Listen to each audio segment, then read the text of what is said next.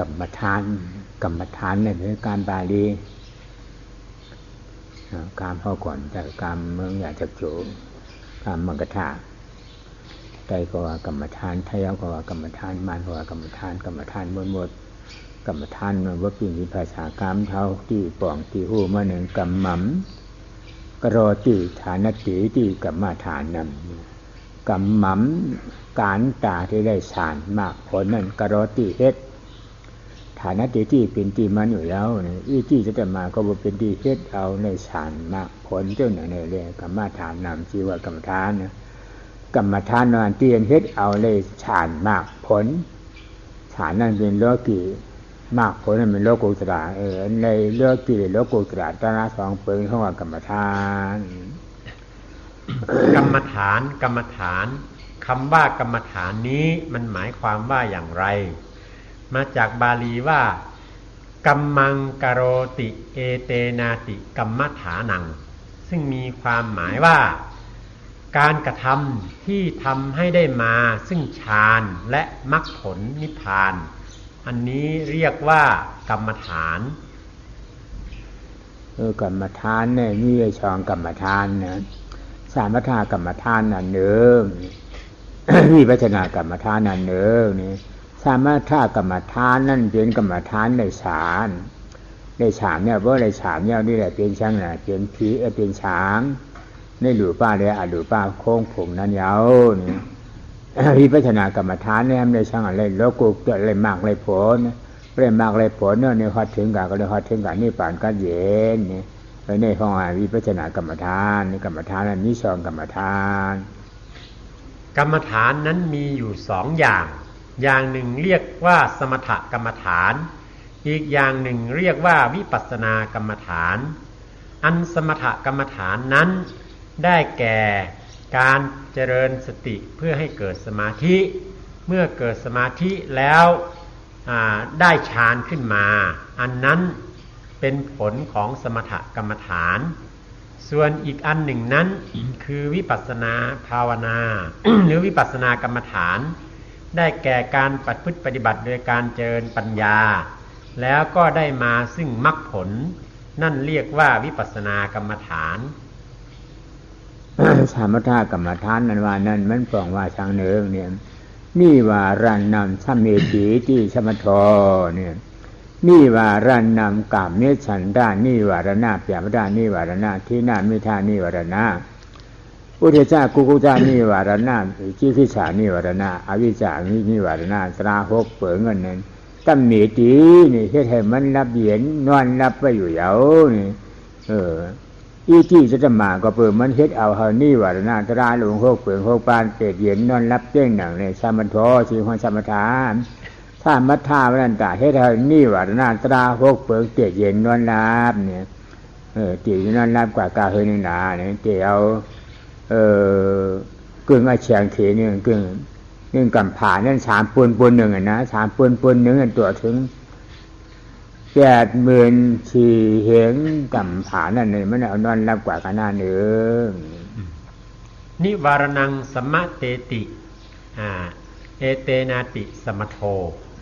ซึ่งมีความหมายว่าอันสมถกรรมฐานนั้นเป็นการไปทำให้นิวรธรรมทั้ง5สงบระงับไปแต่ไม่ตายเนาะถ้าหากว่าประพฤติปฏิบัติจนสามารถสงบระงับนิวรธรรมได้เป็นเวลาอันยาวนานอย่างเช่นพวกพรหมทั้งหลายเหล่านั้นมันก็จะเงียบหลับไปอย่างนั้นเนาะเป็นเวลาอันยาวนานนี่เขาว่าสมถกรรมฐานนี่กรรมฐานนั้นว่านั้นที่ได้ฌานเนี่ยไว้เอาเนี่ยกำเนิดวิปัสสนากรรมฐานวันนี้วิปัสสนาวันนั้นอารมณ์อารมณะอันเอาตาผีตาช้างตาก้นตัวแอมหันจะได้เอางานเป็นงานมาตาผ้าเป็นเจ้าเยี่ยมแยกขันถึงห้องวิปัสสนากรรมฐานเนี่ยอารมณ์ปรามาสอนัตตาเฉพาะนั่นน่ะนะตาผีตาช้างตาก้นตัวแอมหันเนี่ยมีตาสังตาสมาธิสมาสังกัปปะมากแห่งกาสองตัวก้อยหันนี่อันนั้นเรียกว่าวิปัสสนากรรมฐานทีนี้มาถึงวิปัสสนากรรมฐานตัววิปัสสนานั้น ก็คือสิ่งที่ตาคนตาสัตว์ตาเทวดาตาพรหมทั้งหลายมองไม่เห็นแต่ตาปัญญาสัมมาทิฏฐิสัมมาสังกัปปะอันพระพุทธเจ้าทรงแนะนำไว้นั้นสามารถมองเห็นได้เมื่อมองเห็นสิ่งเหล่านั้นคือสภาวธรรมที่เป็นปรมัตถธรรมทั้งหลายเหล่านั้นนั่นเองเรียกว่าวิปัสสนาเมื่อมองเห็นแล้วก็มีภาวนาพิจารณาสิ่งเหล่านั้นจนเห็นธรรมตามความเป็นจริงคือเห็นอนัตตานี่คือวิปัสสนาภาวนาวิปัสสนาเนี่ยมันช่างอะไรมากให้ผลมากกันมานั่นเป็นอย่างเป็นเหตุผลนะเป็นเหตุผลผลว่าเป็นผลมัน มากกันว่านั้นการพร้อมปองว่าชาเนื้อเนี่ยการพองว่าตั้งการนี่ปั่นก็เย็นว่าเนี่ยในป่าที่ในว่าไม่ตั้งก่อนเนี่ยกิเลสมาเรียนตีที่มะกอเนี่ยกิเลสเนี่ยกิเลสหลงตราเชื่อเปลืองอันอัตตาเจ๊กที่วิจิกิจฉาอ่อนหัวน้ำหนานั้น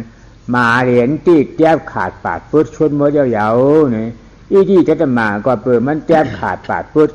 ชุดแปดกิเลสหลงเจ้าหนังในเล่มะกอเจอหมาไงมากอันวานั้นมันเกิดขึ้นมาแต่เป็นอัตตาเจ๊กที่วิจิกิจฉาจ้ากับกิจฉาตราชิปานั่นต่อถึงอาราธาปุนั่นในยังอาราธามากันในยังนั่นว่ามากได้มีฉี่มากวิปัสสนากรรมฐานนั้น เมื่อประพฤติปฏิบัติดังที่ว่าแล้วก็ย่อมได้มาซึ่งมรรคอันคำว่ามรรคนั้นที่แปลในเมืองไทยเราหรือที่แปลกันทั่วไปแปลว่าทางเดินไปสู่พระนิพพานทีนี้เมื่อมรรคมันเกิดขึ้นมานั้นมันจะไปตัดทำลายอะไรเนาะดังบาลีว่ากิเลเสมาเลนตีติมัคโคเนาะมรรคที่ว่านี้มันเกิดขึ้นมาเพื่อจะตัดทำลายกิเลสตัณหาทั้งปวงกิเลสอันเป็นกิเลสตัวสำคัญคืออัตตทิฏฐิวิจิกิจฉาจะถูกตัดลงก่อนจากนั้นมันก็จะไปตัดทำลายกิเลสตัวอื่นๆอีกทั้ง10ตัวให้หมดสิ้นไปตั้งแต่ก็จะได้บรรลุถึงความเป็นพระโสดาบันไปจนถึงความเป็นพระอรหันต์กิเลสหมดสิ้นไปหมดจากจิตจากใจนี่คือลักษณะของมรรคการเจริญวิปัสสนากรรมฐานก็จะทำให้เป็นเหตุให้เกิดมรรคเนาะมรรคนั้นก็จะเป็นเหตุให้เกิดผลคือการเข้าถึงนิพพานความสงบเย็นอย่างนี้มากนั้นมันอยู่กับเนี่ยอายุมันเนี่ยมีอยู่โจเพราะว่าเป็นมันได้โบกุเพียงอย่างเทิงนั่นในอยู่3เลียดมือนี่นะเพราะเป็นที่ฆ่าพวกโกงเป็นอย่างพระผายนั่นในอยู่1เลียดมือ2เลียดมือไว้กันนั่นไว้นะเพราะมันจัดกิเลสเย้านี่ก็มันเย้ายังมันเหตุการณ์ชอนมันเนี่ยมันตัวเหลียวก็ใจทั้งเช่นทั้งหมดมันมีหลายเช่นมีใจมากในเช่นเดียวนึงเช่นนึงเช่นเดียวก็มากนั่นห้องว่าหยาดว่าเป็นมากหยาดเป็นมันตั้งมากตั้งหยาดนี่เกิดกับจับกันเกิดมาถ้าไปกิเลสแล้วห้องมาก่อนทีนี้มรรคที่ว่าเนี่ยเวลามันเกิดขึ้นเนี่ยมันอยู่นานไหมถ้าเป็นผู้ที่ปัญญาไม่แข็งกล้าปัญญาทิพย์ทื่อนั้นเวลามรรคเกิดน่ะมันจะเกิดขึ้นชั่ว3ลัดนิ้วมือดีดนิ้วมือ3ครั้งป๊อกป๊อกป๊อก3ครั้งเนี่ยก็หมดละมรรคถ้าเป็นผู้ที่มีปัญญาเฉียบไวเฉลียวฉลาดนั้นมรรคจะเกิดขึ้นเพียงชั่วลัดนิ้วมือคือดีดนิ้วมือครั้ง1หรือ2ครั้งป๊อกป๊อกเท่านั้นเองก็หมดละนี่คืออายุของมรรคญาณผลนั้นไม่ใช่นะพระราเนี่ยพระราเนี่ยมันเป็นพระราภาวนาเนี่ยก็มากันตัดกิเลสขาวดีพระราเนี่ยดีผลนั่นเนี่ยอยู่กว่าดีที่มันอ่านน่านอ่านเขียนมันอยู่เอาเปียวเดือนวันมาเนี่ยนั่นห้องว่าผลเนี่ยพระราชมาปัตตินี่พระราว่าผลก็เย็นผลมากนะเนี่ยธรรมะกัดเย็นอันนี้ลองชุกลองชักลองยุงลองเกาสังเจริญเย็นเจ็ดเย็นอยู่เนี่ยบัดนี้นี่หอดถึงที่กัดเย็นอยู่ยาวนี่นั่นห้องว่าพระราชมาปาตินี่เขาเป็นผลทางเป็นผลมากทีนี้มาถึงผลหรือพระสมาบัติหรือผลสมาบัตินั้น มันเป็นผลที่ได้รับจากการที่มรรคเกิดขึ้นมาตัดกิเลสขาดสิ้นลงไปแล้วคือได้เข้าถึงความสุขสงบเย็นอายุของมันนั้นยืนยาวนานเนาะหลังจากที่มรรคเกิดแล้วที่เหลือนั้นเป็นผลทั้งหมดเนาะเป็นการได้รับผลทั้งหมด ยาวนานไปเป็นเดือนเป็นปี10 ปีหรือ100 ปีต่างๆเหล่านั้นอันนี้เรียกว่าผลหรือพละสมาบัติหรือผลสมาบัติคือความที่ได้ไปเสวยความสุขเย็นในสภาวะนิพพานนั่นเองชามัทธาในกอตีกวางมันมีฉี่เชียบบีบัชนาในกอตีกวางมันมีจีเชียบนะตีเกียบมันทำนี้ชามอันหนึ่งกันนะชามัทธาในกอมีชามธรรมทาเนี่ยบีบัชนาในกอมีชามบีบัชนาเนี่ยบีบัชนาเนี่ยพระมาตีกลางมันก็มีฉี่เชียบหนึ่งเก่าเนี่ยนี่ตุข่าหลายไว้เช้าเหนืออันนี้จ้าชีพหาตุข่าอนัตตาสัมหาตัวเนี่ยมาโฮมกันเป็นฉี่เชียบเนี่ยธรรมชาติฉี่เชียบนั่นก็อาชีพผ้าฉี่เชียบหนึ่งกระเชียงเชียบเหมืองอนุสติเชียบหนึ่งจะดูถ่ายดูอาวุธฐานอาหารบริกุลสิญญาอดูป้าจานชีจานแบบมาโจฉี่เปิงโฮมกันเป็นฉี่เชียบนั่นก็ตีกวางมีฉี่เชียบหนึ่งกันเนี่ยพระมาตีเกียวเนี่ยมียังมีวัฒนาก่อนมี3 ตัวธรรมชาติก่อนมี3 ตัวไว้หนึ่งต่อยาวอันสมถกรรมฐานนั้นมีองค์ที่นำมาใช้การพิจารณาอยู่ อยู่40 อย่างเนาะวิปัสสนาก็มี40 อย่างเหมือนกันแต่ถ้ามาว่าโดยย่อแล้วสมถกรรมฐานนั้นก็มีเพียง3 อย่างวิปัสสนาก็เช่นกันเมื่อมาว่าโดยย่อแล้วก็มีอยู่เพียง3 อย่างเช่นกันธรรมธาตุ3มันนั้นว่านั้นไม่ใช่ขนาดนี้ปริกัมมาสมาธิปริกัมมาภาวนาก็ว่าเนี่ยธรรมธาตุตัวหนึ่งนะอุกหาสมาธิอุกหาภาวนาก็ว่าเนี่ยธรรมธาตุตัวหนึ่งนี่อาปนาสมาธิอัปปนาภาวนาเนี่ยธรรมธาตุตัวหนึ่งเอาหน้ามี3 เปลืองในเยเกิดขึ้นมาแล้วเนี่ยอุกหานามีปริกัมมานามีอุกหานามีปริภาคานามี3 นามีนี่มี3 ตัวหนึ่งเก่าใน3 ตัวในข้องว่าสามธาภาวนาเอากิเลสนอนหลับเหมือนเจ้าหนังดวนเลี้ยงเอาเสนาอุ่ยไก่นั่นยาวตัวสมถภาวนา ที่ว่ามี3 อย่างนั้นก็คือบริกรรมนิมิตหรือบริกรรมภาวนาอุคหานิมิตหรืออุคหภาวนาปฏิภาคะนิมิตหรือปฏิฆะภาคะภาวนาหรืออัปปนาภาวนาเนาะมี3 อย่างเท่านี้คือการในวิปัสสนาภาวนาในชั้นนี้3 อันเก่าเนี่ยอันนี้มีจานุปัสสนาอันหนึ่งเนี่ยอัปปนิหิตานุปัสสนาอันหนึ่งเนี่ยสุญญตานุปัสสนาอันหนึ่งเนี่ยแล้วก็อานุปัสสนาตรา3 ตัวนี้เขาว่าวิปัสสนาภาวนาเนี่ยอันนู้ในห้องอาจารย์เนี่ยปัจนาตัวนี่ตัวจามอนิจจาตัวมันใช่ไหมตัวที่มันก็เป็นอนัตตาเนี่ยตัวจามดุข่าตัวที่เลยเนี่ยตัวที่มันก็เป็นทุกข่าขานใจหรืออันใจของเก่าเนี่ยตัวจามอนัตตาเนี่ยทั้งหมดทั้งพิจารณามีไว้อานิมิตาอปานิตาสุญญตานี่มี3 อันก็อย่างเก่าทีนี้มาถึงทางด้านของวิปัสสนาที่ว่ามี3 นั้นก็มี1อนิจจวิปัสสนาคือการดูอนิจจัง2ทุกขวิปัสสนาคือการดูทุกขัง3สุญญตะเนาะวิปัสสนาคือการดูอนัตตาเนาะการพิจารณาอนิจจังทุกขังอนัตตา3 อย่างนี่เองเป็นทาง3 ทางของวิปัสสนาภาวนานกาสามธาภาวนาตรา3 ตัวนั่นในที่โหบไก่เย่ามันเป็นไงเย่าปริภาการนั้นมีอัปปนาสมาธินะเพราะว่าไปวัดกันนี่ไปเย้านะสมาธิในดังดีได้จ้างอะไรกรรมอุเตกเนี่ยและบริกรรมมานะมีบริกรรมมาสมาธิมันเย้าเนี่ยเย้าเนี่ยมันเปลี่ยนเป็นปรมาจารย์ตุริยาจารย์เว้เนี่ยในอุกหานะมีอุกหาสมาธิมันเย้าเนี่ยเย้าในทางนั้นเนี่ยได้ตาที่อาจารย์เวนี่เพราะได้อัปปนาสมาธิปริภาการนำมีเย้าเนี่ยจึงจตุท่าอาจารย์เป็นสามาอาจารย์นั่นเนี่ยมันพอถึงกว่าเย้าตัวเย้านี่เหมือนกันทั้งวิปัสสนานังเก่าในด้านของสมถกรรมฐานหรือสมถภาวนานั้นสิ่งที่จะได้รับผลขึ้นมานั้นอันแรกคือตัวบริกรรมนิมิตหรือบริกรรมภาวนา มันจะได้มาซึ่งฌานที่หนึ่งและฌานที่สองอันที่สองคืออกขหานิมิตหรืออุคหภาวนานั้นมันจะได้มาซึ่งฌานที่สามเมื่อถึงปฏิภาคนิมิตหรือหรืออัปปนาภาวนานั้นมันจะได้มาซึ่งฌานที่สี่หรือจตุตถฌานหรือปัญจมฌานฌานที่ห้าเป็นผล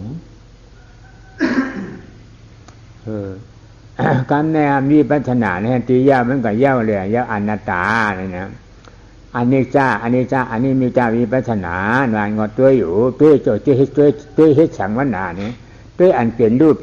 อันเปลี่ยนรูปนั่นให้ฮู้ว่ามันบังคับแรงเปลี่ยนพองำนั้นมันไหลเนี่ยเป็นอนัตตานั่นเก่าเนี่ยตัวข้าวิปัสสนาเนี่ยอปานิหิตานั้นทำมีฉังหลาเนี่ยตัวขันเจออันเจ็บอันแจ้งเนี่ยนั่นเนี่ยเป็นตัวข้าสระเนี่ยอย่าไปเจ็บอย่าไปแจ้งอย่าไปขึ้นอย่าไปเมื่อยในก่อนว่าไหลฉันเป็นอนัตตานั่นเก่านี่ไก่เย้าเดียนัตตาก้อยหนึ่งเก่าทั้งหมดในสมถะนี่ก็มีปริภาการเนี่ยมีอัปปนาสมาธิอันหนึ่งนี่วิปัสสนานี่ก็มีอนัตตาวิปัสสนาอันหนึ่งนี่ขึ้นมามีเอโกธรรมะมีตัวเดียวโลกีก็ตัวเดียวแล้วกุตระก็ตัวเดียวเว้ยอัน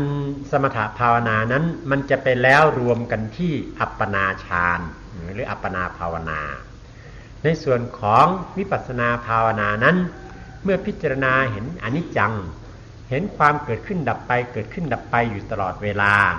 แล้วในที่สุดก็จะเห็นความจริงว่าความเกิดขึ้นดับไปนั้นเป็นสิ่งที่บังคับไม่ได้เป็นอนัตตาเนาะไปแล้วที่อนัตตาพิจารณาความทุกข์เห็นทุกขังเห็นความทุกข์ที่เกิดขึ้นแล้วพิจารณาแล้วในที่สุดก็จะเห็นความจริงว่าของความทุกข์ว่าความทุกข์นี้บังคับไม่ได้สั่งบังคับมันไม่ได้เป็นอนัตตามันไปแล้วลงที่อนัตตาเมื่อมันเป็นอย่างนั้นแล้วตัววิปัสสนาภาวนาเนี่ยมันจะไปรวมแล้วที่อนัตตาเนาะมันจะไปรวมกันอยู่ที่อนัตตาดังนั้นผลของสมถภาวนาและผลของวิปัสสนาภาวนานั้นมันก็ยังมีความแตกต่างกันอยู่ที่ส่วนที่เป็นโลกิยะนั้นไปแล้วที่อัปปนาฌานเนาะส่วนที่เป็นโลกุตระนั้นมันไปแล้วที่อนัตตาเนาะอย่างนี้สระทั้งสองตัวเนี่ยพอมาเอาเนี่ยมันมีหนำจังนะสระเนี่ยพอหารากามลาดกามพอกามแข่งกามฉอนว่าได้ไปในจริงว่าหารานันว่าวีนี้เนี่ยมีเปลี่ยน21,000ทุจาน21,000อภิธรรมา42,000รวม4,000ในห้องว่าทำเนี่ยพอมาขบตีแก็บมันในจริงปรมัตถะธรรมนั่นมีฉางปรมัตถะธรรมนั่นมีอนัตตาตัวเหลียวนี่สุจานธรรมนั่นโนหราธรรมนั่นมีฉางเนี่ยมีไว้อัปปนาสมาธิตัวเดียวอัปปนาปฏิภาการในมีตัวเดียวนี่ขึ้นไก่ยาวตราในตัวหนึ่งกันกุ้ยทีนี้ถ้าว่าตามโวหารหรือว่าโดยบัญญัตินั้น พระอภิธรรมทั้ง 84,000 พระธรรมขันธ์นั้นแบ่งเป็นพระวินัย 21,000 พระธรรมขันธ์เป็นพระสูตรอยู่ 21,000 พระธรรมขันธ์เป็นพระอภิธรรมอยู่ 42,000 พระธรรมขันธ์รวมเป็น 84,000 พระธรรมขันธ์แต่ถ้ามาว่าลงโดยย่อโดยปรมัตถ์แล้วตัวพระอภิธรรมนั้นก็มาพระธรรมทั้งหมดนั้นก็มารวมที่อนัตตาตัวเดียวเนาะถ้าพูดถึงด้านของสมถะแล้วหมายถึงที่พระสูตรนั้นมันก็ไปรวมอยู่ที่อัปปนาสมาธิหรืออัปปนาฌานเนาะนี่นางทำสองอันนั่นในทำสมถะภาวนานั่นเป็นทำอันเกิดกับจับกับผ่าเกิดกับจับกับผ่าลงในมาเพราะกับผ่าลงเนี่ยเตะจังมีกวนมาเนี่ยก็สมถะภาวนานั่นนี่ก็ตื่นเกิดกับจับมากันเดี๋ยวห้องว่าจรณาตราเนี่ยนะจรณาตราเนี่ยต่างจ้างต่างตื้อกำคนฉางหลวงเขาเรื่องมาอ่อนจ้างอ่อนกำเชียนฉีรานั่นก็คือกับจับกับป่ามาเปลี่ยนตรากวดหมายกับผ่าหลวงเตะจ้าต่างพวกปล่องมันนันยาวเนี่ยถ้ามัทธะอารมณ์นั่นก็เปลี่ยนต่างเรียนฉันผู้กูโลกิจารบุกูเขาเจ้าเรียนเฮลิสารเรียนในกองกลางเขาเนี่ยเป็นสมถะภาวนาราสองตัวเนี่ยกึกกับจับกับผ่ามาอันสมถะภาวนาหรือสมถะกรรมฐานนั้น มันเป็นธรรมที่เกิดขึ้นมาพร้อมกับโลกคู่กับโลกนี้ตั้งแต่สมัยเมื่อพวกพรหมลงมากินง้วนดินจนมาถึงยุคปัจจุบันตัวสมถะภาวนานี้มันเป็นข้อประพฤติปฏิบัติที่มีมาก่อนพระพุทธเจ้าและมีมาอยู่อย่างนี้ตลอดจนถึงทุกวันนี้ที่พัฒนาเนี่ยคึกกับจะพุทธาเจ้าขอจะมาอันปิดคือมาเนื้อกำผาในพุทธาเจ้ามีกะหือก็ที่พัฒนานั้นเกิดขึ้นกับจับมามีกานาเนื้อยาวในพุทธาเจ้าในเปิดคือมาเนื้อกำผานนำไม่เห็นไม่ใช่ในนั้นสมุทรานี่ก็ที่พัฒนานั้นครับเกิดขึ้นมามีนำเหมือนไม่เห็นไม่ใช่นั่นสมุทราเก่านี่นั่นกำผาเขาลูกเมื่อเหลียวในพุทธาเจ้าเปิดคือขึ้นมาสีสูวิพัฒนานั้นก็มีสีเปิงนี่เป็นเปลืองเดียวกันนั่งฉีดเปลืองเหมือนอีโก้ธรรมะหลังการทีนี้มาถึงวิปัสสนาภาวนานั้น เกิดขึ้นมาเมื่อมีพระพุทธเจ้าอุบัติขึ้นมาในโลกวิปัสสนาภาวนานี้จึงเกิดขึ้นมาจำนวนของพระพุทธเจ้าที่อุบัติขึ้นมาในโลกนี้มีจำนวนนับเท่ากับจำนวนเม็ดหินเม็ดทรายในท้องน้ำนะมากมายขนาดนั้นแต่ในภัตตรกัปของเรานี้มีพระพุทธเจ้าอยู่4พระองค์เพราะฉะนั้นวิปัสสนาภาวนาหรือปัญญาภาวนานี้ก็มีอยู่4ครั้งเนาะที่เกิดขึ้นมาพร้อมหลังจากพระพุทธเจ้าเกิดขึ้นแล้วในโลกนี้ในกู้โชกามปรามมีเฮาหลีมาญาสาสากัมผาลูกกันที่พัฒนาเกิด4ปอกนะเกิดแล้ว4ปอกในน้ำ5ปอกที่เกิดมาทางด้านหน้ามือเกิดมือเลยเนี่ยอันจางนับอ่านเนี่ยว่ามาลาในกุลลงจำปูดีป่าเขาเนี่ยตีนาขึ้น18กิโลเนี่ยมันอย่างเดียวเกิดเนี่ยนะ18กิโลอย่างเดียวเกิดเนี่ยเจ้าอาลีเมติยานมามันง่ายๆเฮามันตีตายเปลี่ยนพีเปลี่ยนก้วนเปลี่ยนหมู่เปลี่ยนมาเป็นรูปเปลี่ยนก้อยแทงตายแทงหลายจานหลายปานว่าม่วงมองเป้ออาลีเมติยานนะว่าอาลีเมติยามาปอเมืองกวนเฮาทำกันมีอันนี้อัปเปสีปลูกเงินความพวบทบหญ้ากันได้เก่าเนี่ยว่าอาลีเมติยามาปอเมืองกวนเฮากับเมืองเมียฉิงหญ้าชัดอาหรือป้าปลูกเงินในก็ซ้ำโหดทบหญ้ากันได้เก่าเนี่ยมันจางหลุดจางห้ามกันเขาจางมาญาในศาสนาพระเป็นเจ้าผู้ชาเจ้าศาสนาวิปัสสนาภาวนา4ปอกในปอกที่4นี่พอถึงมาแล้วเนี่ยเอาเฮาได้อังเผิงมาเราทั้งหลายได้มีโชคดีมีโอกาสมีบุญกุศลอันดีแล้วที่ได้มาเกิดพบพระพุทธศาสนาความที่พระพุทธศาสนาหรือวิปัสสนาภาวนาเนี่ยจะเกิดขึ้นมาในโลกนี้เป็นของยากบัดนี้วิปัสสนาภาวนาเนี่ยได้เกิดขึ้นมาในโลกแล้ว4ครั้งเนาะครั้งที่5นั้นน่ะจะเกิดขึ้นเมื่ออีกเมื่อไหร่นั้นยังนับอ่านไม่ได้ท่านประมาณเวลาไว้ว่าจนถึงเวลาที่พระอริยศรีอริยเมตไตรเจ้าจะมาอุบัติขึ้นในโลกนั้นแผ่นดินเนี่ยจะหนาขึ้นไปอีก18กิโลเมตรเนาะลองคิดดูว่ามันอีกกี่หมื่นกี่แสนล้านปีกว่าที่แผ่นดินมันจะทับถมหนาขึ้นขนาดนั้นเพราะฉะนั้นอันนี้ก็เป็นเรื่องที่เรายังคิดคาดถึงไม่ได้เราจะว่าเราจะได้ไปเกิดพบพระศรีอานมันก็อาจจะเป็นไปไม่ได้ถ้าหากเราไปเกิดในภพภูมิอื่นหรือไปเกิดเป็นอสัญญีพรหมอย่างนั้นเราก็หมดโอกาสเนาะที่จะได้พบพระศรีอริยเมตไตรเจ้าดังนั้นเมื่อเรามีโชคอันดีได้มาเกิดพบศาสนาของสมเด็จพระสมณโคดมพุทธเจ้าอย่างนี้แล้วก็จงเพียรพยายามเร่งรัดศึกษาเรียนรู้ประพฤติปฏิบัติเอาเพื่อทำมรรคผลนิพพานให้แจ้งให้ทันในปัจจุบันชาตินี้เสียเถิดนั่นแหละถึงจะคุ้มค่าแห่งความที่ได้เกิดมาเป็นคนในเป็นอย่างไรนะเขาว่าเปิ้ลมองมองอริเมตพระเป็นเจ้าสูตรเลื่อนว่านะมันจางหลุดจางห้ามเนี่ยในศาสนาพระเป็นเจ้าโกรมาเนี่ยเขามาญาเจ้าอริเมตญาณว่าที่เกิดขึ้นมาได้มาหอสังหลาเนี่ยมาหอตัวข้าเชื่อจ่าสมุทัยเชื่อจ่านิโรธาดับแม่กล้าเชื่อจ่าตัวข้าเชื่อจ่าและสมุทัยเชื่อจ่าตราลง2ตัวเนี่ยเป็นอนัตตาเฉพาะนี่มีอนัตตาของอนัตตาเฉพาะว่านี่เหลือธาตุเลยจ้ะแม้กล้าเชื่อจ่านั่นเป็นตัวอนัตตาเขาเนี่ยเป็นอนัตตาแต่ตรานั่งเชียงดังหมดเชื่อจ่า4เปิง4ปาเนี่ยมาหอเนี่ยเป็นอนัตตาเชียงเนี่ยเลยอนัตตาเนี่ยมีหลายตัวเนี่ยมีอีกว่าสมุตราตัวเดียวเว้ยนี่เขามาหดทวดยายว่ามันเจ้าที่มีเกียร์กับที่มาหออันนี้ไว้หลังเก่าเนี่ยเจ้าก็จะมากกว่าจำพ่ออันนี้ก็เก่าพระกูเจ้าอันป้วนกว่าที่เราเนี่ยจำพ่ออันนี้ก็เก่าเลยเชื่อจ่า4ปาเนี่ยจ เจ้าเลยเพิ่มห้อยสังตางเขามากกับผลนิพพานก็เดียไหนเราจะปรารถนาว่าจะรอไป พบพระศรีอริยเมตไตรแล้วถึงค่อยบรรลุธรรม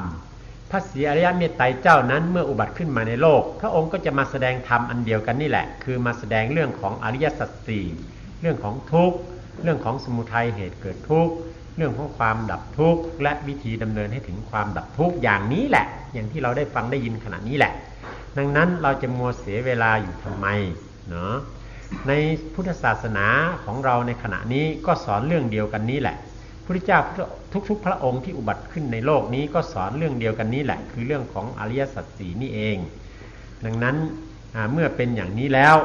เราทั้งหลายจะไปปรารถนาตั้งปรารถนาหวังไว้ทำไมในอนาคตซึ่งไม่อาจจะคาดเดาได้ว่าเราจะมีโอกาสได้พบหรือไม่ศาสนาของพระศรีอริยเมตไตรจงทำปัจจุบันนี้ตรงปัจจุบันเนี้ยเนาะให้มันได้ประโยชน์ในปัจจุบันนี้เถิด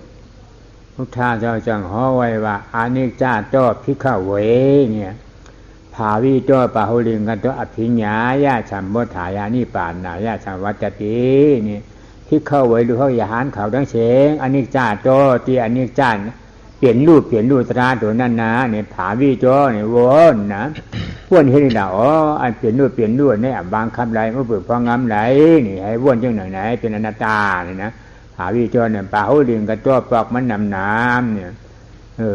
อภิญญายะมากญาณตรานั้นที่เกิดขึ้นมาเหยาสัมปทายะโพญาณตรานั้นที่เกิดขึ้นมาเหยานี่ปานนายะฉัมวัจติ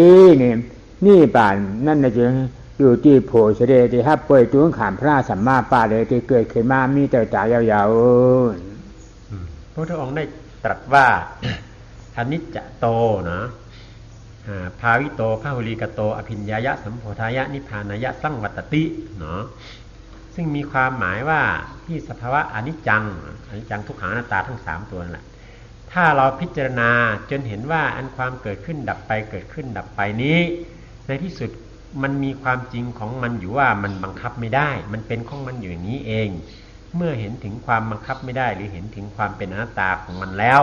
อันนั่นแหละมรรคญาณย่อมและผลญาณย่อมจะเกิดขึ้นกับเธอทั้งหลายเป็นของเธอทั้งหลายโดยชอบอย่างนี้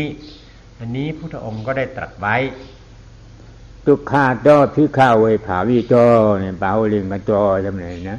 อภิญญายะสัมโพธายานิปานนายะสัมวัจติภิกขเวดูเข้าอย่าหันเขาก็อันมุหันไพ่เพเกิดเจ็บเจ็บตายเดี๋ยวมาตั้งนานนั้นภิกขเวนะทุกขาโตทุกขาตั้งอยากผืนขานใจเจ็บแกนจ้วงตรวจเนชานของนั้นนี่เกิดขึ้นมาในภาวิโตวนภาวิโตเพเจอนี่เพเจออย่างฉันมาฉันก็มาเพเจอเนี่ยฉันมาฉันก็ปานเพเจอเนี่ยวนมาอ๋ออันเจ็บขึ้นมาเนี่ยว่าเปลืองพองำหนึ่งมันแหลมบางครับเล่นหายเจ็บกว่าเจ็บอยู่นี่เอาวนหนาเนี่ยปลาเขาเดืองกระจ้อปลอกมันน้ำเนี่ยนะกามมันน้ำปลาเขาเดืองกระจ้อนะว่าวนเอาตัวนะอันตัวนั่นเป็นปลาเขาเดืองกระจ้อภาวิโตมาวนตรา2ตัวนั่นวนเนี่ยตัวสมาธิสมาสังกัปปะมาอากาศ2ตัวที่เจมันนะ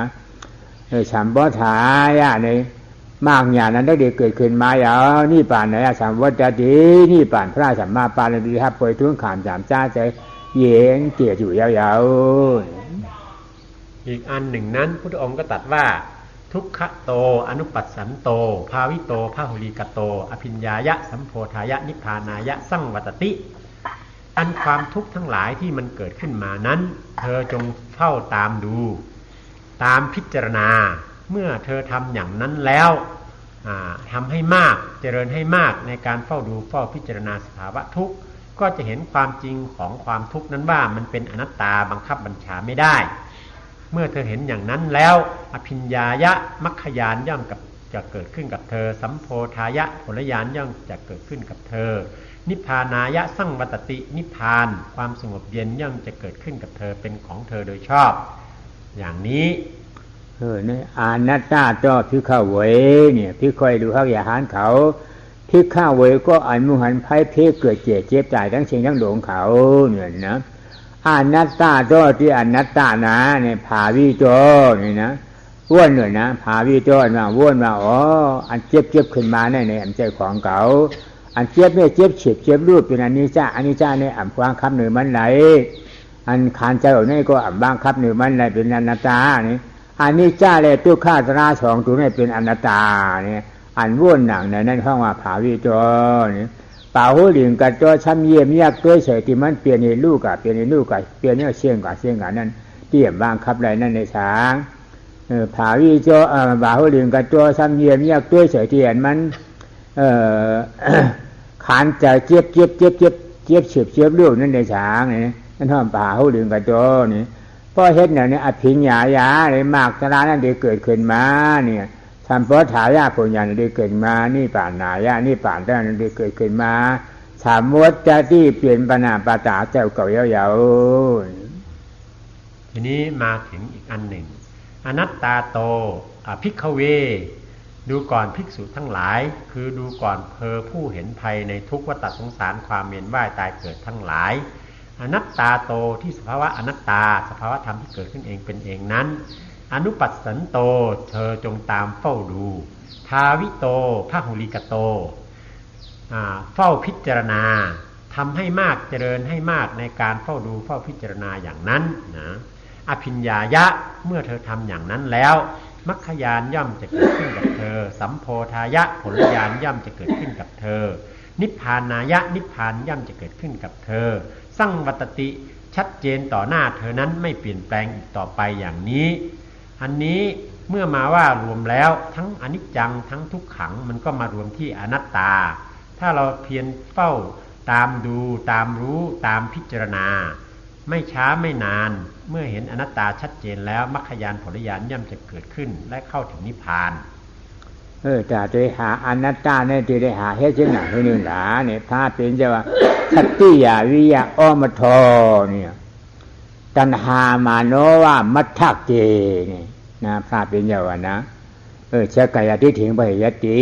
สมัยตั้งหลังนี่ชักกายทิฏฐิว่าอัตตาทิฏฐิหลงนี่มันมือหนักเหินเนี่ยนะทัตติยาวิยะอมทมือหนังตาปูเลือกแหลมนวลปรากฏที่มาโหเจอก่อนนั่นในช้างเนี่ยตัณหามาโนว่ามัทธเกเนี่ยมือหนังปักอยู่ที่นรกเจอก่อนนั่นในช้างเนี่ยในการเรียกเรียงมันปรากฏที่มโหเจ้าก่อนเจ้าก่อนนั่นเมืองหนังอัตตาที่วิจิที่ฉาเหลืองนั้นขำไม่อยู่ที่นี่มโหเจ้าก่อนนั่นยาวพระพุทธองค์ได้ทรงตรัสว่าสติยาวิทะโอมะโทตัณหามโนมัทธเกอัน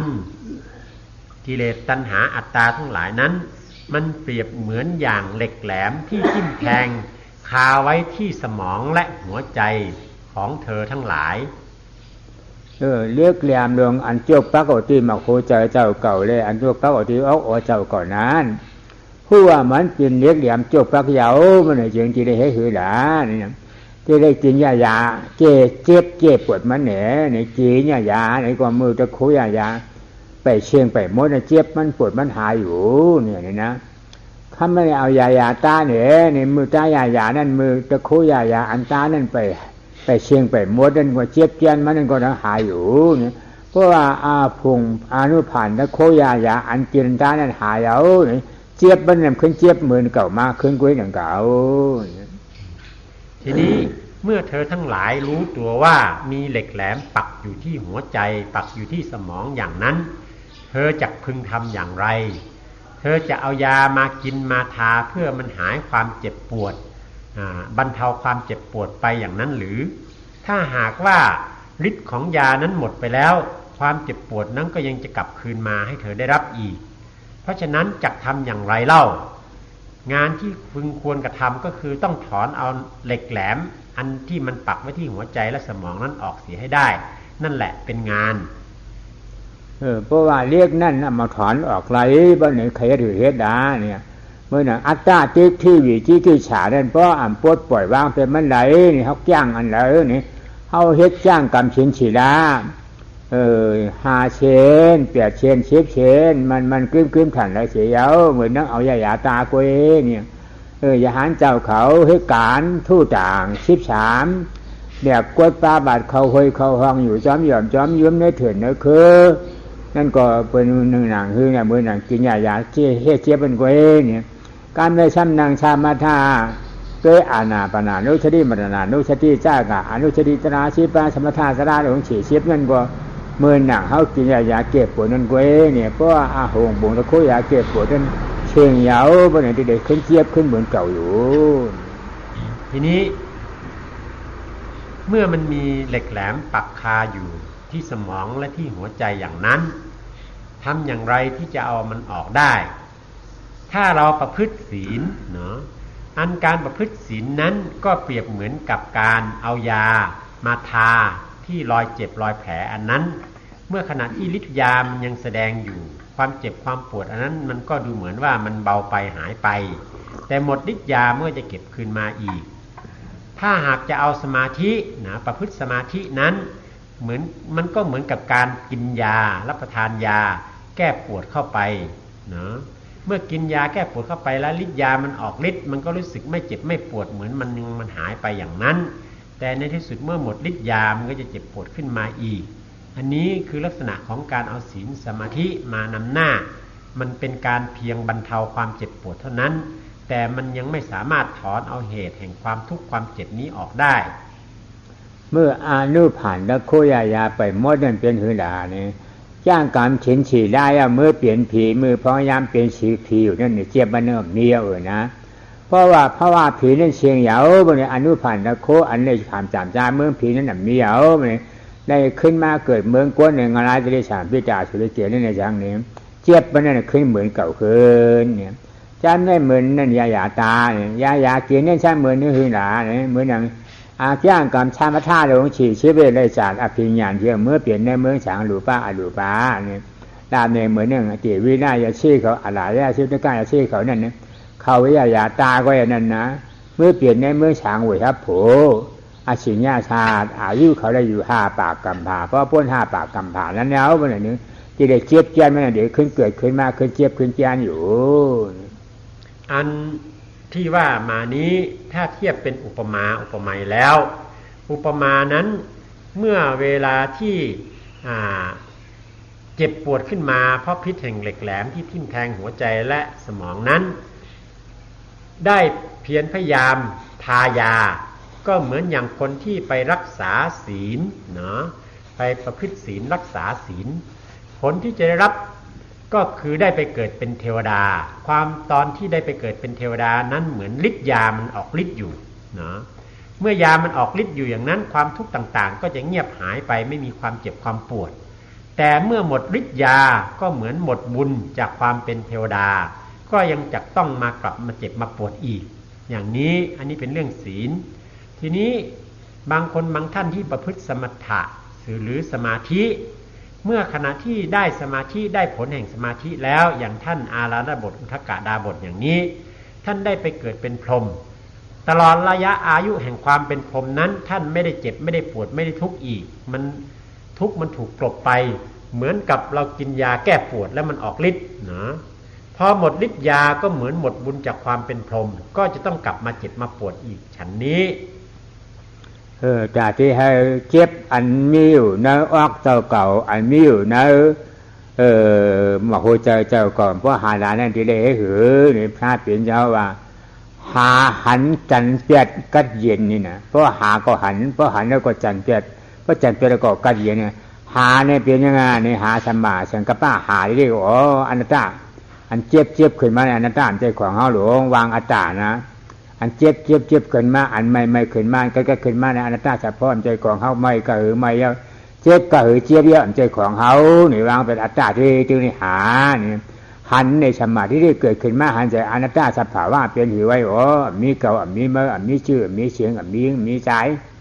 เป็นปรมัตถสภาวะหลายคนหลวงเนาะนี่อันหันถึงหันจันแต่เป็นมากทั้งอย่างนั้นเกิดขึ้นมาเนี่ยปวดเปียดอัตตาที่วิที่ฉานอาจารย์ออกแก่ในกัดเย็นเนี่ยเปลี่ยนผลหาหันจันเปียดกัดเย็นทีนี้ ถ้าจะให้จำง่ายนั้น เมื่อเรามาพิจารณาถึงรู้ถึงเหตุของความทุกข์คือเหล็กแหลมที่ทิ่มแทงที่สมองและหัวใจเราอย่างนั้นแล้วเราถอนมันออกเนาะเสียให้ได้ถอนมันออกเสียให้ได้ก็จะได้ความสุขเย็น มีคำพูดย่อๆว่าหาเห็นถอนทิ้งแล้วก็สุขเย็นเนาะหาเห็นถอนทิ้งแล้วก็สุขเย็นที่หานั้นหาอะไรหาเหตุแห่งทุกข์เนาะหาหนามแหลมเหล็กแหลมที่มันทิ่มแทงปักอยู่นั่นเองคือตัวอัตตานั่นเองเมื่อหาพบแล้วก็ถอนมันออกทิ้งเนาะถอนมันออกทิ้งนั้นเอาอะไรมาถอนออกเอามัคคยานมาถอนออกเมื่อถอนออกทิ้งได้แล้วเมื่อหามันก็จะเห็นนะเห็นว่าตัวเหตุแห่งทุกข์นั้นคืออะไรคือเหล็กแหลมที่ทิ่มแทงหัวใจนั่นน่ะเมื่อเห็นแล้วก็ถอนทิ้งเนาะถอนทิ้งมัคคยานถอนทิ้งแล้วก็จะได้ถึงความสงบเย็นนะได้ถึงความสงบเย็นคือหายสบายจากความที่เจ็บปวดเพราะพิษเหล็กพิษหนามนั้นก็หายไปหมดไปอันนั้นก็ถึงความสุขเย็นอย่างนี้ในคันธาขายาตัวคันธาลงหาเปิงหาป้าในมือหนังนั้นน่ะนะออกอ่อนว่านั้นเป็นช่างงานเป็นสัมปติแช่งเนี่ยเจออันทับอารมณ์หาเปิงเงินนะฮัตเตอร์วัตถุมโหใจชาวนอนใจมโนตราวาจาเนี่ยใจยังไงอันฮับเอาอารมณ์หาเปิงเจ็บจัดว่าอันดีอันให้เนี่ยดีเนี่ยให้เนี่ยเป็นอันนั้นดีเนี่ยเป็นอันให้นี่อันเจ็บจัดอารมณ์อารมณ์น่าหนังอันห้องมโนตราจารย์บุตรนี่ชนะสองตัวเหมือนนำมาคุยเจอเดี๋ยวออกเขาเนี่ยอัตตาที่วิจิกิจฉาเดี๋ยวในคำหมู่ก็ดีนะเนี่ยเพราะว่าเอาสมาธิสมาสังกัปปะเนี่ยปล่อยวางเปลี่ยนขาไหลมันไหนจึงหาหันตราสองตัวเนี่ยเกิดแบบนี้ตาดีได้ก็เห็นแบบนี้เพราะโมหันเย้าเลยจึงอันถอนเปลี่ยนมันนั่นเด่นมันหยาบสาเป็นการเป็นงานมันเพราะโมหันก็มันที่หนีถอนแบบยาวเพราะหันก็จางหือถอนนะอันถอนนั้นเป็นงานถอนเป็นงานหมากทีมเจ้าสามเจ้ากวนจะเป็นพระมาทาสะพรในขันธ์ห้าของเรานี้น่ะ มันเป็นที่ตั้งของธรรมทั้งหมดทั้งปวง ธรรมอันเป็นเหตุแห่งทุกข์ก็อยู่ในนี้แหละคือตัวอัตตานั่นเองธรรมอันเป็นเหตุที่จะพาพ้นทุกข์ก็อยู่ในนี้แหละคือความเห็นเป็นอนัตตานั่นเองดังนั้นเมื่อเราหาจนเห็นเนาะเมื่อเราหาเราก็จะพบอะไรเราก็จะพบเหตุทุกข์เหตุทุกข์คือกิเลสตัณหาทั้งปวงนั่นน่ะเมื่อมันเห็นแล้วเมื่อหาแล้วก็จะเห็นเมื่อเห็นแล้วเอาออกทิ้งเสียได้เนาะมันก็จะได้ถึงความสุขสงบเย็นการที่เราจะหาจะเห็นน่ะมันเป็นงานที่สำคัญเนาะถ้าเราลงมือหาแล้วในที่สุดเราก็ย่อมจะเห็นเหตุแห่งทุกข์แล้วจะได้ถอนมันออกอย่างนี้นี่คือกระบวนการของการที่จะถอนเอาเหตุทุกข์ออกจากจิตจากใจออกจากขันธ์ของเราจากเทหาหันนั่นเลยเฉยสัมมาที่ได้สัมมาสังกัปปะตราสองตัวนี่พาเปลี่ยนเจ้าพ่อเทียงตราตัวเลยนะมีเวทนาสองตัวนี่ไว้นะเพราะว่าเอาใครออกพ้นมุ่นรอดต่างเกิดเจ็บตายเนี่ยเดี๋ยวเอาตราสองตัวนี่ยิบตื้อกับเด็กมันไหนวันหนึ่งเจ้าเจ้าเรียเป็นบุกุถอนเป็นอัตตาที่วิจิกิจฉาอยู่ว่าอัตตาที่วิจิกิจฉาตัวกล่าวดังที่เลยกัดเย็นสิ่งที่จะมาช่วยให้เราหาและพบเหตุแห่งทุกข์นั้นก็คือตัวปัญญาสองตัวปัญญาสัมมาทิฏฐิสัมมาสังกัปปะตัวเห็นตัวหานี่เองถ้าหากว่าเราเจริญปัญญาสองอย่างนี้ตลอดต่อเนื่องกันไปแล้วในที่สุดเราก็จะค้นพบต้นเหตุแห่งทุกข์และถอนมันออกได้ดังนั้นถ้าหากเราปรารถนาที่จะพ้นจากความทุกข์ทั้งหลายเหล่านั้นเราก็ต้องเจริญปัญญาการหาและการพิจารณานี้เข้าไปก็ย่อมจะพ้นจากความทุกข์ทั้งหลายได้ถ้าเป็นจะห้อยว่าเลยชื่อจ้างเช่นเอ็มจ่าจ้างเช่นแล้วทางการนิพพานตริธรเป็นอัตตาที่วิจิตรศาสตร์ละเอียดกว่านี่มีตราคนในก็เอาเนี่ยเจ้าจ้าพอตีมากระตาวนถ่วงหลงถึงมันว่าเนี่ยอาญามีว่าอริยอัตถังที่ก็แม่ก็เสียที่ทำเนี่ยในพระเป็นเจ้าเขาออกมาลาปันเป็นเจ้าเวกี่หาเจ้าเขาทั้งผีทั้งช้างเขามาเปิดตัวเบยเย็นนะเนี่ยตั้งกามากโขนี่ป่านการเย็นนั่นดีมากอังกาเปียดเฟืองเปียดป้าอันหาหันสมาธิสมาสังกบาลตราสองตัวอ่อนผูน้ำนานในเกวเนี่ยเหลือฉีจ้างเสียในจ้างอันอาริยะเขาเจ้ากว่านี่ป่านก็เอ็นระดับนี้นี่การหนึ่งก็หมอกว่าจ้างเสียในเป็นอาริยะยาวๆว่าอันนี้นี่นะก็หมอกว่าจ้างเสียในนี่คืออาริยะอันนั้นอันเป็นอันนี้ไหนที ทีนี้ทางที่จะถอนเอาอัตตทิฏฐิวิจิกิจฉาอันเป็นต้นเหตุแห่งทุกข์ที่ฝังคาอยู่ในจิตในใจของเรานี้ออกได้นั้นพระพุทธองค์ก็ได้ตรัสว่าอายะเมวะอริโยอัตถังคิโกมัคโคพุทธองค์ก็ตรัสว่ามีทางเส้นเดียวทางอันเอกทางอันประเสริฐที่จะถอนเอาความทุกข์ทั้งหลายออกเข้าถึงนิพพานความสงบเย็นได้นั้นก็คือมรรคมีองค์8นี่เองในมรรคมีองค์8นั้นที่สำคัญก็คือปัญญามรรคสัมมาทิฏฐิสัมมาสังกัปปะ2ตัวนี่แหละเมื่อเอาขึ้นมานำหน้าประพฤติปฏิบัติเจริญไปแล้วมันก็ย่อมจะทำให้สามารถถอนเอาเหตุแห่งทุกข์ดังที่กล่าวมานั้นออกสิ้นไปได้จากาอนาถเนมาในอายะมีว่าอริโยเนี่ยเฉิงภายกว่าก็เป็นอริยาเนี่ยพวกกามพนะอายะมีอริโยนะภายกาจอมตั้งเช่นนั้นมีมากแองกาแปดเปลืองในเฉิงยิงก้อนนั่นใจก้อนนั่นจะหมุนเจ้าฉางปานานเมฆขาวก้อนนะเนี่ยพระเดโมใจยางจอมมากอ่างกาแปดเปลืองเอาสมาธิสมาธิกับบ้านน้ำหน้าเฉยกว่าไปนั่นหนึ่งปุ๊บกูก้อนนั้นเลยเป็นอริยาดังนั้นทางสายเอกอันนี้ใครก็ตามหญิงผู้ใดก็ตามชายผู้ใดก็ตามถ้าหากว่าได้เดินบนเส้นทางแห่งมรรคมีองค์8นี้แล้วย่อมจักได้เข้าถึงความสุขสงบเย็นหรือมรรคผลนิพพานอย่างแน่นอน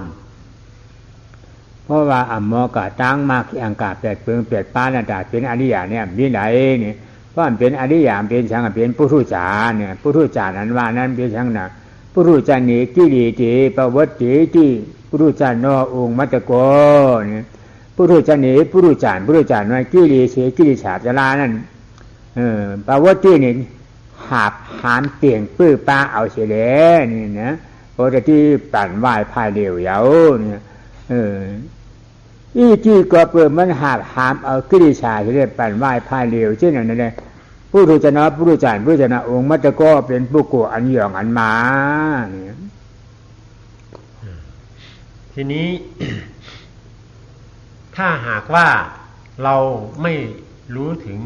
เรื่องของมรรคมีองค์8ไม่สามารถจะเดินไปบนเส้นทางแห่งมรรคมีองค์8แล้วโอกาสที่จะถึงมรรคผลที่สงบเย็นนั้นมันไม่มีทางที่จะเป็นไปได้ผู้ที่ไม่สามารถเดินไปบนเส้นทางอันนั้นเรียกว่าปุถุชนปุถุชนนี้มีบาลีว่ากิเลเสปวัตตินะปุถุชนังซึ่งมีความหมายว่าผู้ที่มีกิเลสตัณหาต่างๆเป็นเครื่องเที่ยวเล่นแล่ไปนะหมุนวนอยู่ในกิเลสทั้งหลายเหล่านั้นอันนี้เรียกว่าปุถุชนเนาะเมื่อมีความเป็นปุถุชนอยู่อย่างนั้นหนาด้วยกิเลสอย่างนั้นย่อมไม่มีโอกาสที่จะพ้นไปจากความทุกข์ทั้งหลายนี้ได้พระรูจารย์อุมัตก้านะมันเฉพาะมันให้เห็นมันไหนมีอุมัตก้าหวาเนี่ยป้อกล่าวโคบเทิมยาอารมณ์อารมณะอันดีอันงามอันดีฮักดีโหมดีชมดีจ่อดีมวยนั่นโขนะป้อกล่าวโคบเทิมยาอารมณ์อารมณะเป็นอันนี้ถ่ายยงอันนี้เจือกอันนี้โหมอันนี้ชมอันนี้ใจดำนั่นเองทำให้อันนี้อังการลักษณะพุทธจารย์นั้นอันเป็นอริยะเจ้าเขานั้นอันจะมีนาเนี่ยนะเพราะว่าเป็นอริยะแล้วนี่อังการลักษณะเจ้าไหนเนี่ยจึงอันดีโหมดีชมเกิดขึ้นมานี่ก็เป็นอุเบกขาอยู่อันดีจังดีมือดีจานเกิดขึ้นมานี่ก็เป็นอุเบกขาอยู่อันเจ้าพุทธจารย์อันจิตของปุถุชนนั้นเมื่อไปพบกับสิ่งที่น่าพึงพอใจยินดีก็โลดพองนะขนองไปในความยินดีอันนั้นส่วนเมื่อเวลาที่ไปพบกับสิ่งที่ไม่ชอบใจก็ร่ำไห้ร้องไห้พิไรลำพันธ์ต่างๆเป็นทุกข์ขึ้นมาอย่างนี้อันนี้คือลักษณะจิตของปุถุชนแต่จิตของอริยชนผู้เป็นอริยะแล้วนั้นเมื่อพบกับสิ่งที่ดีใจก็มีแต่อุเบกขาวางเฉยพบกับสิ่งที่ไม่น่าพึงพอใจก็มีแต่อุเบกขาวางเฉยไม่กระทบกระเทือนบั่นไหวไปกับสิ่งทั้งหลายเหล่านั้นนี่คือความแตกต่างระหว่างอริยชนกับปุถุชนอันให้เลขโคนั่นมันเป็นของพระพุทธเอาให้เอาโคหลาไม่เนี่ยนะเป็นอัตตานะอัตตาเพราะอัตตามีนี่ก็อันให้เนี่ยต้องติดมีเพราะอัตตามีอันโคนั่นต้องติดมีเพราะอัตตาอันมีอันให้อันโคนั่นก็มีนี่เพราะเป็นอนาการอรหันตาคนอัตตาในมวยเปียเดียวนะ อันไทยอันขนนั่นมีเพราะเป็นช้อตาไปใช้การอากาศในอัตตาในเป็ดมดที่ฉะนั้นก็เป็นหมาหน้านะก็เลยอัตตาตัวสองนะก็เลยอัตตาตัวสองเนี่ยอันไทยเลยอันขนนั่นในจริงเพราะว่าปุกุอันชัดที่เรียกกี่หมาอันยังไทยยังโคอยู่เนี่ยนะเพราะเขาเป็นอริยจันทร์สูงเนี่ยมีเอาไทยเลยขนนั่นมีเอาอัตตาหมาหน้ามีที่ต้องหัวเราะและร้องไห้นั่นน่ะใครล่ะเป็นผู้ทำให้หัวเราะและร้องไห้อัตตาทิฏฐิความเห็นผิดว่าเป็นเรานั่นเองหรือกูนั่นเองที่ทำให้หัวเราะร้องไห้อยู่ถ้าหากว่าได้เอาอัตตาทิฏฐิกิเลสสำคัญตัวนี้ออกได้เสียแล้วความที่จะต้องหัวเราะร้องไห้นั้นก็ไม่มีอย่างพระอรหันตเจ้าทั้งหลายนั้นที่ท่านจะหัวเราะร้องไห้ต่างๆด้วยความเมามันต่างๆเหล่านั้นมันไม่มีแล้วนะหมดสิ้นไปแล้วแต่พระอริยะชั้นที่รองลงมานั้นซึ่งอัตตายังไม่ขาดหมดสิ้นก็อาจจะมีอยู่บ้างที่จะมีหัวเราะมีร้องไห้อยู่เหมือนกันแต่ว่าท่านไม่ได้ทุกข์ไปกับสิ่งเหล่านั้นด้วยอันนี้คือลักษณะของผู้ที่เป็นอริยะอันนั้นในตราอันนั้นในเพราะว่าเอาอัมมาโหมญาชานะคำพาเป็นเจ้าตาเตปวดเปียดเปียดอัตตาเปียที่วิจิกิจฉาหลงนั่นเนี่ยจึงใครจ้างให้หือจ้างให้กรรมให้หือกรรมเมื่อนางเตวีล่าลงป่านท่าเป็นเจ้านาดอกท่าหาดีป่อนบ่เจ้าทุกโทษนาปึงเอียงอากูเฉลยไว้ชาอยู่คำเนินนั่นเตวีล่าจะเชนี่นั่นต่างหูต่างหันต่างจ้ามันเจ้านั้นด้วยกะตั้งหน้าหันเหียงจ่าด้วยขึ้นในหลังหันเหียงจ่าเลยแล้วกี่อภิญญากันหน้าเนื้อนี่ไล่กันหน้าเนี่ยเย้าเฉยในมือเปลี่ยนในเมืองช้างหนีว่าชัญญานาชัญญายรนาโผงอายุมันเจ้าได้อยู่กาเนี่ย84,000 กาบเพราะว่า84,000 กาบนั้นเชียงเหยาเนี่ยใครมาเปลี่ยนมาก่อนที่ได้มาเปลี่ยนอยู่ใครเปลี่ยนเมียเปลี่ยนหมู่เปลี่ยนไก่เปลี่ยนก้นเนี่ยเลือกที่มาช่างถูกที่ละที่เปลี่ยนที่นาเนี่ยย่าบายไหนเนี่ยนี่ป่านกัดเย็นเนี่ยมันขึ้นมาขึ้นดังหลังอย่างเขานี่ป่านกัดเย็นเรื่องราวที่เรามาทั้งหมดนี้ถ้าหากว่าเราไม่ได้มาเกิดพบพุทธศาสนาไม่ได้มาพบน้ำธรรมคำสอนของสมเด็จพระสัมมาสัมพุทธเจ้าเราไม่มีโอกาสที่จะได้รู้เรื่องเหล่านี้ไม่มีโอกาสที่จะได้เข้าใจเหมือนอย่างท่านกาลเทวินดาบทซึ่งเป็นอาจารย์ของพระเจ้าสุโธทนะพระเจ้าสุโธทนะมีความเคารพเลื่อมใสเป็นอันมากกราบเช้าไหว้เย็นอยู่อย่างนั้นแต่แม้อย่างนั้นก็ตามท่านกาลเทวินดาบทผู้นี้ก็ยังไม่สามารถจะพ้นจากความเวียนว่ายตายเกิดได้ถึงแม้ท่านจะได้สำเร็จฌานที่8นะอันเป็นฌานสูงสุดมีฤทธิ์เป็นอันมากสามารถที่จะล่วงรู้ไปในอนาคตถึง1,000 ชาติล่วงรู้ไปในอดีตถึง1,000 ชาติแม้กระนั้นก็ตามท่านก็ยังต้องไปเกิดเป็นพรหมเมื่อหมดบุญตายจากความเป็นพรหมแล้วท่านอาจจะมาเกิดเป็นหมาเป็นแมวเป็นหมูเป็นไก่อะไรต่างๆได้อยู่เพราะว่ายังมีอัตตาที่จะพาเวียนว่ายตายเกิดอยู่ไม่พ้นไปได้จากความเวียนว่ายตายเกิดเหล่านี้ดังนั้นถ้าหากว่ายังไม่สามารถจะถอนเอาเหตุแห่งทุกข์อันนี้ออกก็ยังต้องเสวยทุกข์อยู่อย่างนี้ล่ำไปจนกว่าจะถอนเอาเหตุทุกข์คืออัตตานี้ออกได้เสร็จแล้วเท่านั้นแหละถึงจะพ้นจากความทุกข์เวียนว่ายตายเกิดอันอ่อนเอาโหก้นผีฉางชัดว่าทั้งเชียงทั้งหลวงเขาเฉย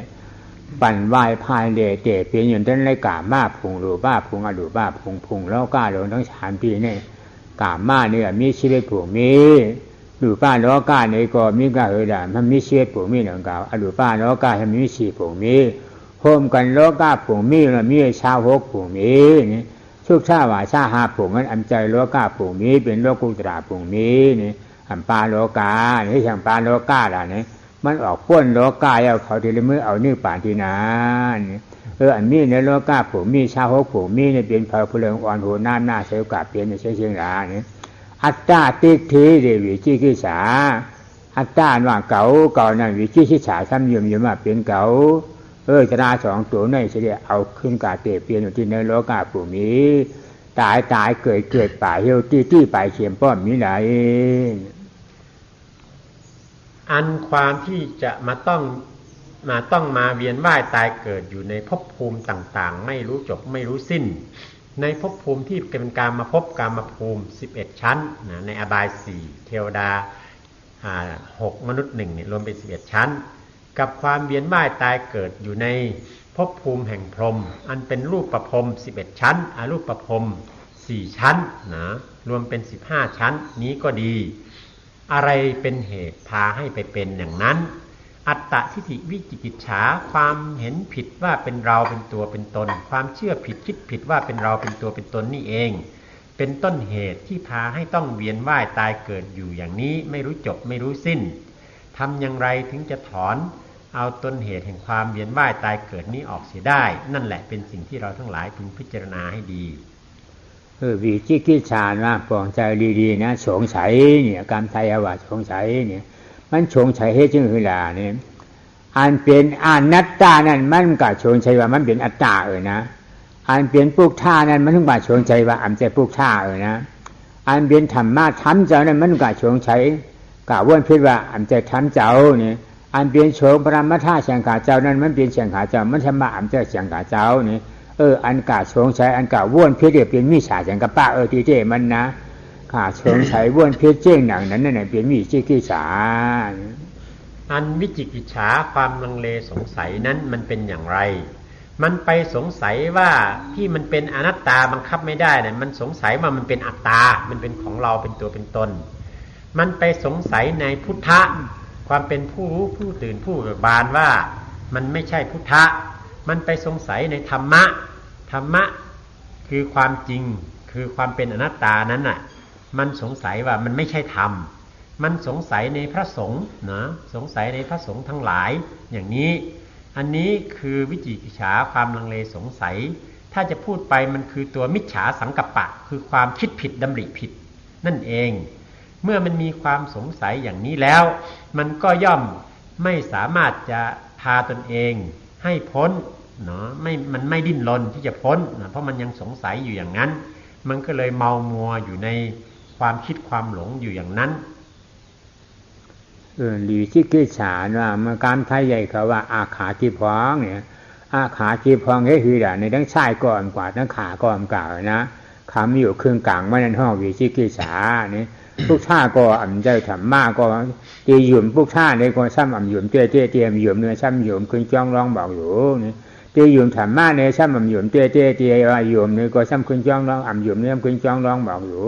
ที่ว่าหยุ่มในซ้ำหยุ่มเตี้ยนี่ที่ว่าหยุ่มสองในก็เตี้ยหยุ่มเนื้อซ้ำมาหยุ่มอยู่ขึ้นจ้องร้องบอกอยู่ที่ว่าหยุ่มในก็ซ้ำอ่ำหยุ่มเตี้ยนี่นั่นท่องวิจิกิจฉาอาคาเกียบวางนี่การไทยใหญ่ว่าโยยิงอันวิจิกิจฉาความลังเลสงสัยตัดสินใจไม่ได้สักทีนั้นทางไทยใหญ่เรียกว่าคนอ้าขาควบร่องน้ำไว้เนาะจะไปข้างใดข้างหนึ่งก็ไม่ไปยืนคล่อมร่องน้ำไว้อยู่อย่างนั้นนะเพราะมัวแต่สงสัยลังเลอยู่อย่างนั้นจะเชื่อถือพระพุทธเจ้าจริงๆก็ไม่เชื่อถือแต่กลับไปวัดไปวาศึกษาธรรมคำสอนของพระพุทธเจ้าอยู่แต่ไม่ยอมเชื่อนะจะเชื่อถือพระธรรมก็ไม่ยอมเชื่อจริงๆจังๆว่าธรรมะที่แท้ที่ถูกต้องของพระพุทธเจ้ามันเป็นอย่างเนี้ยแต่ฟังดูแล้วก็ยังไม่ยอมเชื่อนะแต่ยังศึกษาธรรมอยู่นะจะเชื่อถือพระสงฆ์ก็ฟังดูแล้วยังไม่อยากเชื่อแต่ยังเคารพอยู่อย่างนี้คือมันเป็นครึ่งๆกลางๆไม่ไปหน้าไม่ไปหลังอย่างนี้เมื่อเป็นอย่างนี้แล้วมันก็เลยเกิดความลังเลลังรออยู่อย่างนั้นไม่ไปทางไหนสักทีนะเมื่อเป็นอย่างนี้แล้วจึงเป็นสิ่งที่เหมือนที่ภาษิตไทยใหญ่ว่าคนอ้าขาครอบร่องน้ำไว้หรือภาษาไทยใหญ่ว่าโยยิงแปลว่าคนที่ลังเลเอาอะไรก็ไม่ได้สักอย่างนะยืนค้างอยู่อย่างนั้นอยู่ตรงกลางอยู่อย่างนั้นไม่ก้าวหน้าสักทีถ้าอันนั้นในจาติมาเอาเปรียบมันในโหบศาสนาจังเอาเปรียบได้ป้อมโหบศาสนาเอาเปรียบได้โหบศาสนาว่าโหบศาสนาได้หลาศาสนาว่านั่นศีลศาสนาว่าสมาธิศาสนาปัญญาศาสนาว่าไหนตาเดียวเอาเปรียบนั้นเป็นปัญญาศาสนานะศีลศาสนานั่นก็เอาเปรียบได้สมาธิศาสนานั่นก็เอาเปรียบได้จุดเก็บจุดข้าวไว้เอาเปรียบได้นี่ ก็เลยปัญญาศาสนานั่นจังที่เอาขาดพุทธชุดมดเยี่ยวกว่านี่เมื่อหน้าเหือเนื้อเนี่ยคุดหักคุดหัวมันเปลี่ยนไปหมดอันความลังเลสงสัยที่ทำให้ลีลออยู่ในภพชาติอย่างนี้นั้นจะเอาอะไรมาเอามันออกมันต้องพบศาสนานะถึงจะเอามันออกได้แต่ความพบศาสนานั้นจะเอาศาสนาตัวไหนศีลศาสนาสมาธิศาสนาหรือปัญญาศาสนาศีลศาสนานั้นมันก็ไม่สามารถจะเอาความลังเลสงสัยนี้ออกได้สมาธิศาสนาก็ไม่สามารถจะเอาความลังเลสงสัยนี้ออกได้ต่อเมื่อได้ปัญญาศาสนาขึ้นมาได้ปัญญาอันถูกต้องแล้วเนาะปัญญาที่เห็นความจริงแล้วนั่นแหละมันจึงจะถอนเอาความลังเลสงสัยนี้ออกได้จนหมดสิ้นศีลศาสนาเนี่ยมันเอาออกแล้วนี่นะเอาออกแบบวิตกรรมมานะวิตกรรมมาเก่าอันมาออกมาดีชอบนั่นอย่างเก่าอันออกมาดีตัวนั่นอย่างทั้งกายกรรมวจีกรรมตราเจตตัวนั่นนะกายกรรมชามเปิงกายกรรมชามเปิงวจีกรรมฉีเปิงในตราเจตตัวนั่นนี่เพราะว่าเขามีชินฉีได้เอากิริสาอัตตาติที่สารกับมาตราเจตตัวนั่นจะออกจะได้อยู่เนี่ยเมื่อนี่งานตัวไม่นั่นกัดล้านไปเกี่ยงมาเนี่ยกรรมเนี่ยเพราะเขามีสมาธิอัปปนาจารเขาถึงกับขณะนั้นดาที่เขาออกเปลี่ยนได้ยังเอาออกปริยุทธานากิริสาเนี่ยอันกึกกับเกิดกึกกับจับสมองเพราะกรรมมือเดียวในว่านะเพราะในกรรมป่าลี่ว่าวันนี้เอาป่าลี่ผ่าถาว่าวันนี้อันกึกกับจับสมริแช่งมาเพราะจ่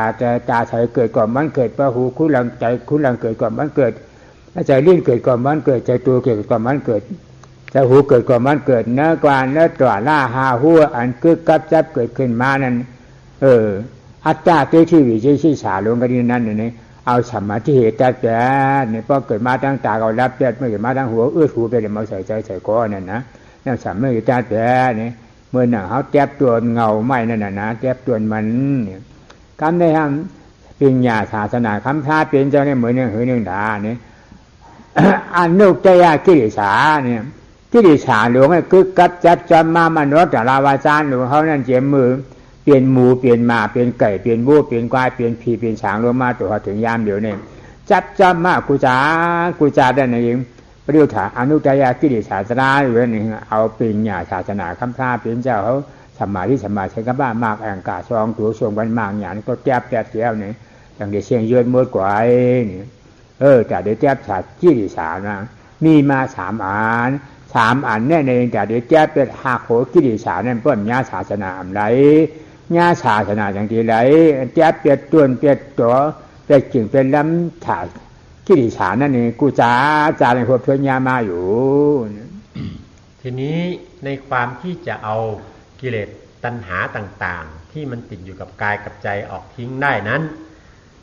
มันจะเอาออกได้อย่างไรเนาะถ้าเอาศีลมาเป็นเครื่องขุดถอนนั้นศีลนั้นมันจะขุดถอนได้แค่วิตักกมกิเลสะคือกิเลสขึ้นที่เกิดขึ้นทางปากและทางกายเนาะ2 อย่างเท่านั้นเองเมื่อประพฤติปฏิบัติตามศีลแล้วกิเลสที่มันจะเกิดทางปากบาปที่มันจะเกิดทางปากและเกิดทางกายนั้นมันก็จะหยุดไปทีนี้กิเลสที่ฝังลึกลงไปลึกกว่านั้นเรียกว่าปริยุทธิฐานะกิเลสะคือกิเลสในระดับกลางซึ่งมันฝังอยู่ในความคิดอยู่ในสมองนั้นจะเอาอะไรมาขุดถอนมันออกเอาสมาธิเนาะเมื่อเอาสมาธิมาเจริญแล้วปิดกั้นการกระทบสัมผัสต่างๆเนาะเมื่อมันไม่กระทบสัมผัสแล้วความที่จะทำผิดด้วยความคิดความนึกความจำทางใจต่างๆทางความคิดต่างๆเหล่านั้นมันก็จะไม่เกิดขึ้นเนาะอันนี้เอาสมาธิมาขุดมาถอนเปรียบเหมือนการตัดต้นของต้นไม้ที่เอาศีลมาขุดมาถอนนั้นเหมือนกับการตัดกิ่งก้านใบของต้นไม้ทีนี้มาถึงอันที่3ที่จะเอากิเลสซึ่งฝังลึกแน่นอยู่ในจิตในใจในมโนวิญญาณธาตุซึ่งฝังลึกมาไม่รู้กี่กับกี่กันกี่ชาติเนาะฝังลึกอยู่ในก้นบึ้งของจิตของใจนั้นจะเอาอะไรมาขุดถอนมันออกต้องเอาปัญญานะเอาปัญญาสัมมาทิฏฐิสัมมาสังกัปปะนี่แหละมาขุดถอนเอามันออกซึ่งเปรียบเหมือนการขุดรากถอนโคนของต้นไม้ เมื่อมันล้มลงไปแล้วมันก็ไม่มีโอกาสจะงอกเงยเป็นต้นขึ้นมาอีกอย่างนี้อันนี้ที่จะขุดถอนรากเหง้าขุดรากถอนโคนของต้นกิเลสนี้ออกได้นั้นถ้าไม่เกิดมาพบพระพุทธศาสนาไม่ได้รู้ข้อธรรมคำสอนที่ถูกต้องแล้วย่อมไม่มีโอกาสที่จะขุดรากถอนโคนมันได้อันที่จะตัดกิ่งตัดกิ่งก้านใบของมันนั้นหรือว่าการที่จะไปตัดต้นของมันนั้นด้วยศีลและด้วยสมาธินั้นอันนี้ทำมาอยู่ทุกภพทุกชาตินะอยู่ตลอดมามันก็ไม่รู้จักหมดสักทีเนาะต่อเมื่อใดได้พบพุทธศาสนาแล้วขุดรากถอนโคนแห่งต้นกิเลสนี้ออกได้แล้วเท่านั้นแหละต้นไม้แห่งกิเลสนี้มันถึงจะตายดับไปจากชีวิตจิตใจอันนี้ไม่ต้องไปทุกข์ไปเวียนว่ายอีกธรรมะบรรยายสำหรับเช้าวันนี้ก็ขอยุติลงเพียงเท่านี้